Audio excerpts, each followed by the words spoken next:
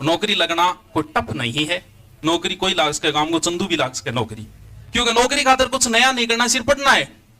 भाई बिजनेस में तो बहुत कुछ करना पड़ेगा, बिजनेस में माइंड भी चाहिए, सारी चीजें। अब जैसे मैं यहाँ पढ़ा रहा हूं तो मुझे सारी चीज देखनी पड़ती है, ऑनलाइन किस प्रकार से चल रहा है, किताबों में कोई गलतियां तो नहीं है, अध्यापक सारे कैसे पढ़ा रहे, सारी चीज मैनेज करनी पड़ती है।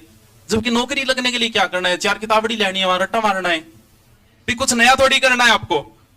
तो नौकरी लगने ईमानदारी से अगर आप 6 महीने भी ढंग से दे देते हो ना, तो आपको 12-25 है चिंता करने के, लेकिन ईमानदारी से चाहिए। ईमानदारी मतलब आपकी पढ़ाई में जो भी चीज बाधा डालती है ना, उसको अपने जीवन से हटाओ, बाहर करो उस चीज को। पढ़ाई के अंदर आपका मोबाइल अगर डिस्टर्ब कर रहा है ना, बार बार नेट बटा ऑन रखेगा कि नहीं, तो इंस्टा को मैसेज आ जाओ, व्हाट्सएप को आता रहो, ये चीजें भी डिस्टर्ब करिए, बंद कर इसको, नेट बंद करके बैठ जा। भी डिस्टर्ब नहीं, आपके दोस्त डिस्टर्ब कर रहे हैं ना, बंद करो। रोज नए दोस्त बनेंगे, आप ये सोच रहे हो मेरे पुराने दोस्त है छूट जाएंगे। स्कूल लाइफ में जो मेरे दोस्त थे ना, उनके एक के भी नंबर नहीं है मेरे पास।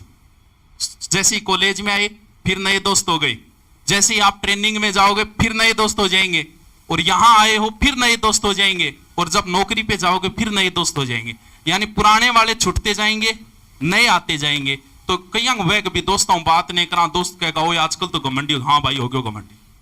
अगर आपको कोई ये कहता है कि मैं घमंडी, तो आप घमंडी हो, कहते हाँ बिल्कुल घमंडी हो, तेरी औकात ही कौन, तेरे से क्या बात करूं मैं, पर लेवल तो बना तेरे को, मेरे को लेवल बना। बहुत से लोग कहते आपको कहते होंगे, तो खुशी मनाया करो कि कोई आपको घमंडी करे। हाँ भाई मैं घमंडी हूं, मन टेम को नहीं तेरू बात करने, और अपॉइंटमेंट ले अगर मेरू बात करनी है तो मैं समय भी मेरो तने द्यू को नहीं, तो घमंडी बनो ना।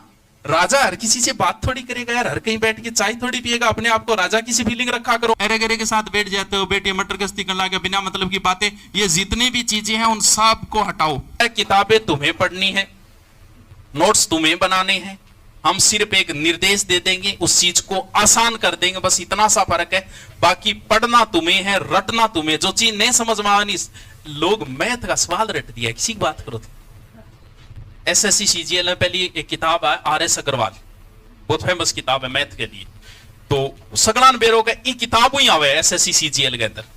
लोग भी किताब का मैथ का स्वाद और ऑप्शन तक रट दिया।